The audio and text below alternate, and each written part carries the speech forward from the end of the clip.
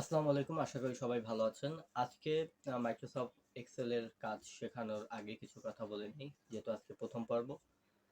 আমরা অনেকেই আসলে অনেক সময় কোর্স করি, বিভিন্ন পেইড কোর্স টাকা দিয়ে। আ তো অনেকেরই ফ্রি কোর্সগুলোর ভিতরে আগ্রহ কম থাকে বা অনেকে ফ্রি শিখতে চায়। তো আসলে যারা শিখতে চান এবং হয়তো টাকা খরচ করতে চাচ্ছেন না, তাদের জন্যই কিন্তু ভিডিওগুলো তৈরি করছি, যাতে আপনারা কিছু শিখতে পারেন। তো আমরা ধাপে ধাপে মাইক্রোসফট এক্সেলের কাজগুলো দেখব এবং কিভাবে কাজ করে, যেমন অফিসে আমাদের বিভিন্ন অ্যাকাউন্ট সেকশনে যারা আছেন তারা এক্সেলের কাজ অনেক প্রয়োজন হয়, তো কিভাবে স্যালারি শিট তৈরি করবেন, বিভিন্ন শিট তৈরি করবেন, বা আপনার ক্যালকুলেশনের কাজগুলো কিভাবে করবেন, সেই কাজগুলো কিন্তু আস্তে আস্তে আমরা ধাপে ধাপে দেখাবো। তো যারা একেবারেই শুরু থেকে শিখতে চাচ্ছেন তাদের জন্যই শুরু থেকে ভিডিওগুলো তৈরি করছি, যাতে আপনারা ধাপে ধাপে সব কাজগুলো দেখতে পারেন, সব অপশনগুলো দেখতে পারেন, যাতে কোন অপশনে কি কাজ হয়, কোন অপশন দিয়ে কি কাজ করা যায় সেগুলো জানতে পারেন। তো চলুন কম্পিউটার স্ক্রিনে চলে যাই এবং মাইক্রোসফট এক্সেলের আজকে প্রথম পর্বে কি কি আমরা শিখতে পারি সেগুলো নিয়ে আলোচনা করি।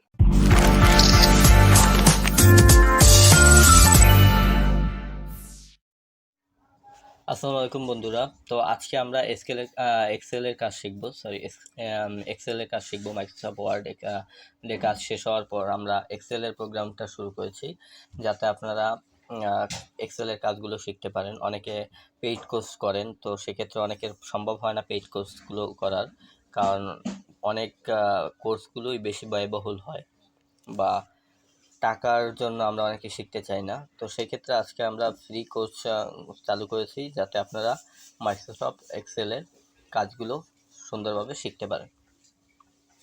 তো মাইক্রোসফট এক্সেল যখন আমরা আপনার স্ক্রিনে দেখতে পাচ্ছেন, এটা মূলত ওয়ার্ডের মতোই, জাস্ট কিছু চেঞ্জেস আছে। যেহেতু এখানে আমরা অ্যাকাউন্টের কাজগুলো করে থাকি, তো সেক্ষেত্রে কিছু শিট বাই শিট কাজ হয় বা column by column, row by row কাজ হয়।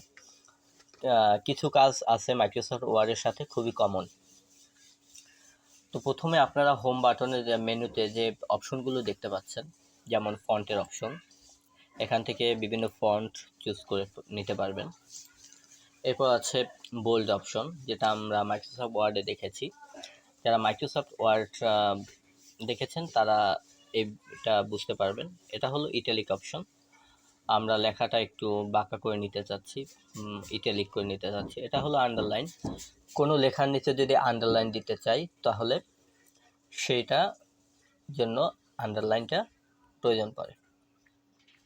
এটা হলো ফন্ট সাইজ, আমরা কত পর্যন্ত ফন্ট নিতে পারবো। এটা আমি মাইক্রোসফট ওয়ার্ডেও দেখিয়েছি। যদি আপনারা এখান থেকে আরও বেশি ফন্ট নিতে চান, তো আপনার ইচ্ছা অনুযায়ী আপনি ফন্ট দিয়ে নেবেন। যেমন আমি 100 পর্যন্ত নিতে চাই, তো 100 পর্যন্ত ফন্ট সাইজ হয়ে যাবে। সাধারণত অফিসিয়াল যদি বলি, তাহলে অফিসিয়াল ইংলিশ লেটার সাইজ হয় 12। ফন্টটা আপনারা সাধারণত লেখার সৌন্দর্যের জন্য আপনারা টাইমস রোমান ব্যবহার করবেন। টাইমস রোমানটা দেখতে একটু সুন্দর লাগে, টাইমস নিউ রোমান, ঠিক আছে। এটা হলো আমরা ইনক্রিজ ফন্ট, মানে ফন্টটা বড় করার জন্য। আবার এটা হলো ডিসক্রেস, এটা হলো ফন্ট ছোট করার জন্য। এটা হলো এই যে অপশনটা দেখতে পাচ্ছেন বর্ডার, এই অপশনটা মূলত প্রয়োজন পড়ে যখন আমরা কোনো টেবিল করি। ধরেন এখানে আমরা একটা টেবিল নেব ইনসার্ট থেকে, রাইট। আচ্ছা, এখানে ধরেন আমরা টেবিল নিয়েছি। এখন এই টেবিলের আমরা কি করব, চারদিকে বর্ডার লাইনগুলো শো করার ক্ষেত্রে আমরা কি করতে পারি, এখান থেকে অল বর্ডার্স ক্লিক করলে দেখেন প্রত্যেকটা কলাম রো এর বর্ডার কিন্তু দেখাচ্ছে। এখন আমরা যদি এটাকে হাইড করতে চাই, তো সিলেক্ট করে জাস্ট নো বর্ডারে ক্লিক করব, অথবা আমার যে লাইনটা প্রয়োজন নেই সেই লাইনটায় ক্লিক করব, মানে যে বর্ডারটা আমার প্রয়োজন নেই বা মাঝখানের বর্ডারগুলো আমার প্রয়োজন নেই। সেক্ষেত্রে যেমন আউটসাইড বর্ডার আছে, তারপর no border, right border, left border, top border, এই বর্ডারগুলো আপনারা নিজের প্রয়োজন মতো চাইলে বাদ দিবেন, হাইড করে রাখবেন অথবা শো করতে পারেন। এটা হলো টেক্সট হাইলাইটার, যেটা মানে থিম থিম কালার, মানে আপনার টেক্সট ব্যাকগ্রাউন্ডে এই লেখাটা কালারটা শো করবে। আমরা ইয়েলো দিলাম, ধরেন এটা ইয়েলো দিলাম, এটা দিলাম ব্ল্যাক, এটা ব্ল্যাক দিলাম। এটা হলো ফন্ট কালার। ধরেন আমরা সাধারণত ব্ল্যাক লেটারে লিখি, তো ব্ল্যাক ফন্টে লিখি। যদি আমরা এটাকে রেড করতে চাই, অথবা দেখা যাচ্ছে যে আমরা এটাকে গ্রিন করব, তো গ্রিন নিতে পারি, ইয়েলো করলে ইয়েলো নিতে পারি, আপনার কালার অনুযায়ী নিতে পারেন, বা মোর কালার্স থেকে আপনি যে কোনো একটা কালার বাছাই করে নিতে পারেন। এরপর যে অপশনটা দেখছেন এটা হলো অ্যালাইনমেন্ট। ধরেন অ্যালাইন অফ টেক্সট আমরা যখন লেফট সাইড থেকে শুরু করব, তো এটা শর্টকাট কি হলো কন্ট্রোল এল। মাইক্রোসফট ওয়ার্ডেও কন্ট্রোল এল কাজ করবে। কারণ আমরা এই লেখাটা লিখলাম, কয়েকটা এল লিখলাম, এখন কন্ট্রোল এল দিলে কিন্তু রাইটই থাকছে, কন্ট্রোল আর দিলে না, সরি এটা এখানে কাজ করছে না। আচ্ছা, এটা অপশন কি করে আমরা যদি রাইট সাইডে ক্লিক করি, রাইট সাইডে ক্লিক করলে রাইট থেকে শুরু হলো। যদি মিডল পয়েন্টে রাখতে চাই তাহলে সেন্টার অপশনে ক্লিক করলাম, বাস। এরপর ধরেন আমরা এটাকে টপ এলিগেনে রাখতে চাই, যে আমরা উপরের দিকে লেখাটা থাকবে, তাহলে উপরের দিকে। যদি মিডল পয়েন্টে থাকে, যে বক্সের মিডল পয়েন্টে থাকবে, তাহলে মিডল দিকে। যদি আপনার বক্সের নিচের দিকে রাখতে চান, বটম এলিগেন্ট, তাহলে নিচের দিকে রাখতে পারেন।